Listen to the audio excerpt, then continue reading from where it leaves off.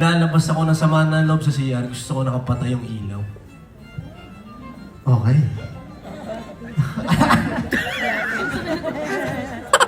Sige. Talaga ba? Ikikwento ko talaga. Nakalagay. Okay, actually kapag tinatanong ako ni Tito Boy lagi sa fast talk, lights off. Hindi, ako, ewan ko, actually mas focus ako sa goal. Oo. Ewan ko, may ganun akong feeling eh. Mas nakaka-focus kapag madilim. Actually, recently ko lang ito nalaman, mga pandemic. Okay. Pandemic ko na figure, mas relax ako pag patay yung ilaw. Ang mali lang doon, pati kasi yung exhaust, patay din. So yung kasunod ko, medyo, So ayun po, talagang gusto ko pag nasa CR ako at talagang nandun ako, focus lang ako sa goal. Okay.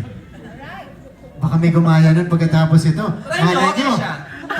Malay nyo, may ma-discover kayo.